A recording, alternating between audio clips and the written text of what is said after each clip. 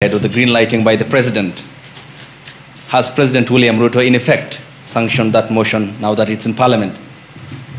Second, this is in relation to your statement on the 4th of January this year regarding High Court Judge Honorable Esther Maina you have mentioned. You said you accused her of corruption and you said you'll file a petition, but we never saw you there. You nonetheless said that you have filed a petition.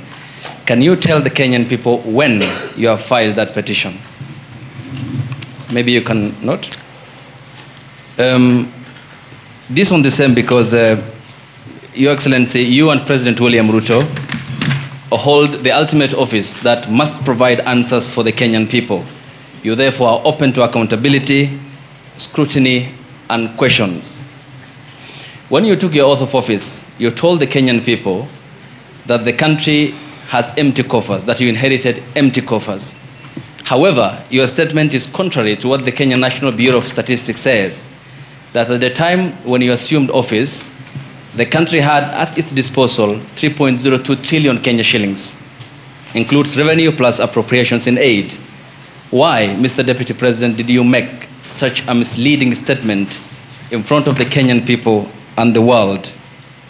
Regarding your shareholding question, I'm sorry to hold you to account, Mr. Deputy President, that the context in which you have provided the agreement between the parties, the Kenya Kwanza parties, and your defense is different. This is what we said in Kericho County, that this government on February 2023, this government is a company, you told the people, that has its shares. There are owners who have the majority of shares and those who just have a few, while others do not have any. You invested in this government, you told the people of Kericho County, so you must reap.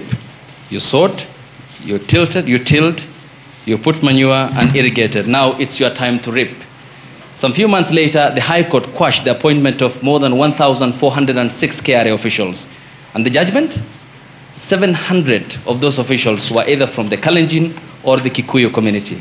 How much of a responsibility will you take, being part of the presidency, of such gross locking out of Kenyans who qualify, who are competent, who merit, yet half of those appointments went to only 2 communities?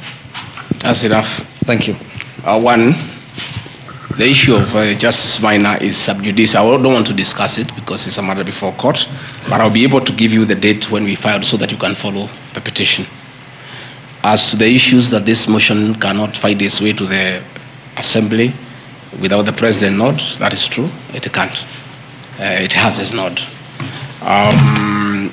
As to the issue of shareholding, again, this is a matter that I will be prosecuting. By answering your question, I'll delve into the merits and the demerits of the argument that will come up. But I also want to remind you that I did not say that it's a company. I said like a company. Like. You look at the clip, it's there. Like, I gave an example. And a company has shareholders. I've just read to you, there's 30% here for somebody. That's what I was saying. I was just being truthful without removing the agreement. Again, I am not responsible for making appointments in Kenya. I don't make any appointments. The Deputy President does not appoint anybody. You know, the appointing authority. Ladies and gentlemen, because my lawyers tell me we don't want to delve into the merits and the demerits of the presentation that I've made.